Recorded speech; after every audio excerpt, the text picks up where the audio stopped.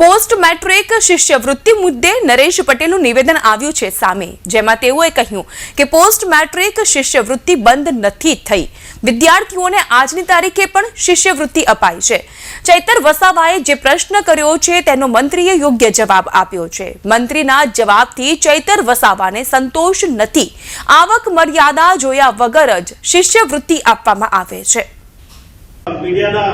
માધ્યમથી ગુજરાતની આદિવાસી પ્રજાને જણાવવા માંગુ છું કે ગુજરાત એવું રાજ્ય છે કે ઉમરગામથી અંબાજી સુધીમાં વિદ્યાર્થીઓ અન્ય ફેકલ્ટીની અંદર અભ્યાસ કરી રહ્યા છે। આજે જ્યારે ઉચ્ચ શિક્ષણની અંદર મેડિકલ હોય કે એન્જિનિયરિંગ હોય કે અન્ય ફેકલ્ટી હોય, પણ બધા જ ફેકલ્ટીઓમાં જ્યારે આજે વિદ્યાર્થીઓ ખૂબ સારી રીતે ભણીને 100% સાક્ષરતા તરફ જ્યારે આદિવાસી સમાજની દીકરી હોય કે દીકરાઓ જ્યારે શિક્ષણ મેળવી રહ્યા હોય, ત્યારે જો સરકારનો સહકાર નહીં હોય અથવા એમનો સહયોગ નહીં હોય તો આ શક્ય જ નથી। આજે જે કંઈ થઈ રહ્યું છે, ઘણા સમયથી આંદોલનો ચાલે છે, એમાં કેટલાક એજન્ડોએ કેટલીક મોટી સંસ્થાઓને સાથે જે એડમિશન કોઈ કારણોસર લાલચ આપીને પણ જે એડમિશન અપાવ્યા છે એવા લોકો માટે દિલદા છે।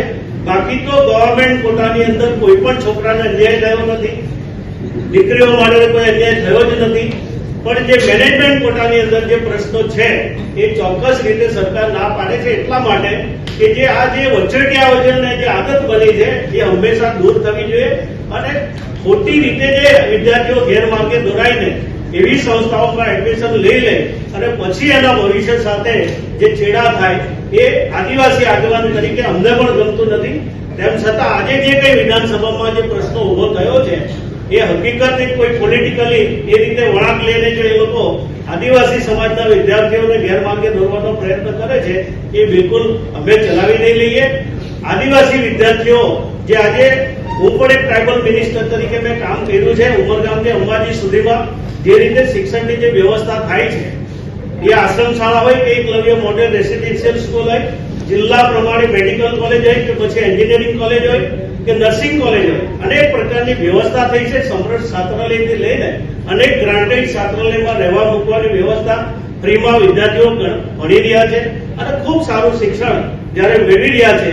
મને બીજું જણાવતા આનંદ થાય છે કે ગરીબ ઘરની આદિવાસી દીકરી કોઈ આવાસમાં રહેતી હોય એ કદાચ પીજી કરવાનો વિચાર કરે તો કેવી રીતે ભણી શકે, પરંતુ આજે મેં ગર્વ સાથે કહી શકું કે 20 થી 25 લાખ કે 35 લાખ સુધીની એને પૂરેપૂરી ફ્રી સીટ કાર્ડ દ્વારા આપણે એની ફી ચૂકવીએ છીએ અને એ દીકરી પીજી પૂરું કરીને એક હોશિયાર ડોક્ટર તરીકે સમાજની સેવા કરી શકે છે।